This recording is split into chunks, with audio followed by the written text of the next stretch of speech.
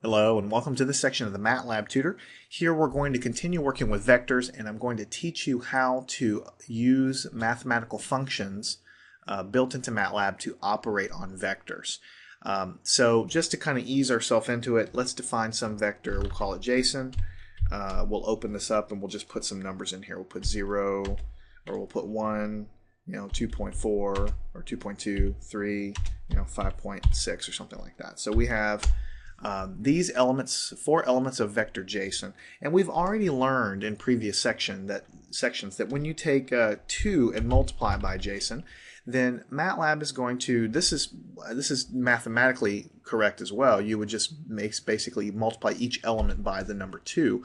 Multiplying a vector or a matrix by a scalar just simply multiplies each element times that guy. So you can do things like, JSON divided by 2, which is basically multiplying by 1/2. So we take each element of JSON and we multiply it by 1/2 is the same thing as dividing by 2. So you can do things like JSON plus JSON divided by 2.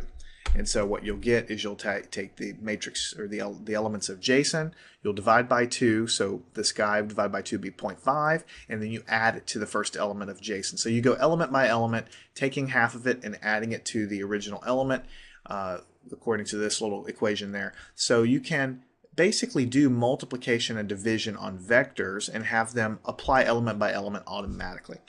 All right, so what if you want to do things like define a vector? In this case we have a vector JSON. What if you want to take the sign of each element in here, or the cosine, or the square root of each element here? Now those are mathematical operations that aren't really usually discussed much when you talk about vectors and matrices. Usually you're not defining a vector or a matrix and then trying to take the square root of all the elements in there. But MATLAB, when you apply these mathematical functions, most of the time it defaults to trying to apply them element by element. So for instance, if you wanted to take the sign of JSON, then it's going to treat this as basically a list of numbers, and it's going to return another vector that's going to give you the sign of each one of these values. You might want to even define another vector that to make this a little bit easier. So you could say 0, the next element might be pi, and the next element might be pi over 2. So let's go ahead and define a vector with these 3 elements here. And you can see here I made a little mistake. You need to make sure not capitalize the p in pi.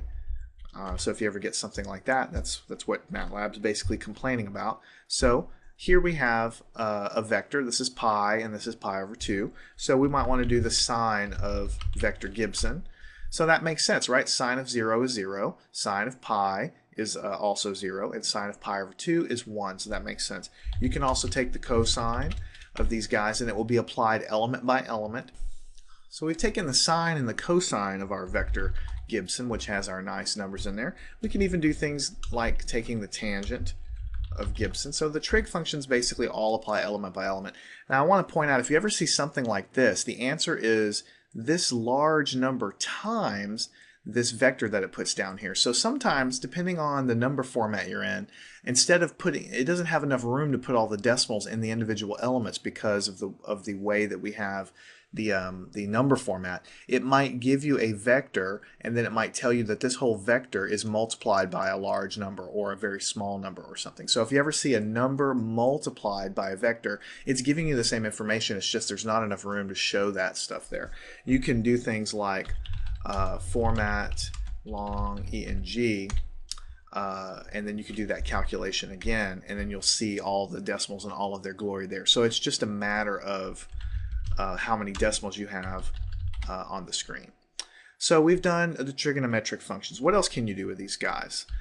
Let's bring up our vector JSON, the original one that we entered in. What if you wanted to take e and raise it to the power of each one of these things, like e to the 1, e to the 2.2, e to the 3, e to the 5.6? Well, to raise e to the power of something in MATLAB, it's the exp function, and when you pass it an argument like a vector like this, it's going to treat everything element by element. And so e to the 1, of course this is the value of e to the 2.2 power is this, and so on. So it applies element by element. What if you wanted to do the logarithm?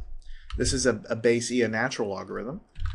If I wanted to apply this guy, then it applies again element by element. So natural log of 1 is 0, natural log of 2.2 is this, and so on down the line. It's exactly the same thing as if you had typed them in separately. It's just keeping them all encapsulated in this sort of vector format. What else is pretty common? You might want to take the square root of something.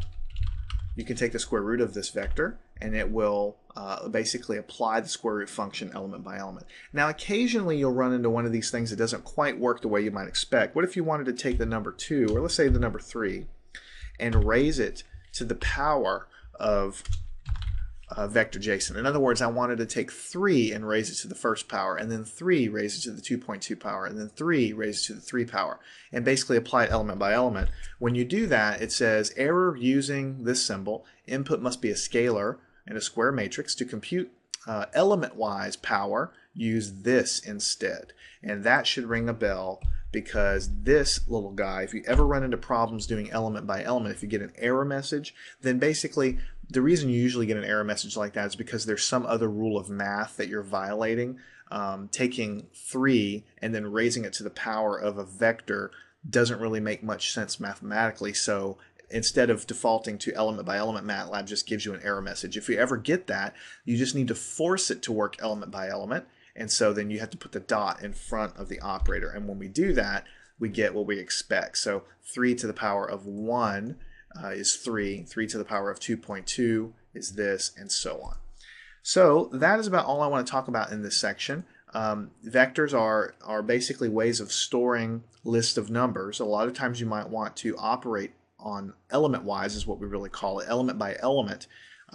Taking the square root of a vector in terms of math doesn't make much sense. Taking the logarithm of a vector really isn't defined in terms of mathematics. Here we're kind of getting into that region where we're not looking for the mathematical definition of e to the power of a vector, but what we're wanting to do is do it element-wise. So most of the time MATLAB is smart enough to do that. If you ever get an error message, then you might have to force it to work element-wise, which is why this operator here that we learned with the dot is so important in MATLAB.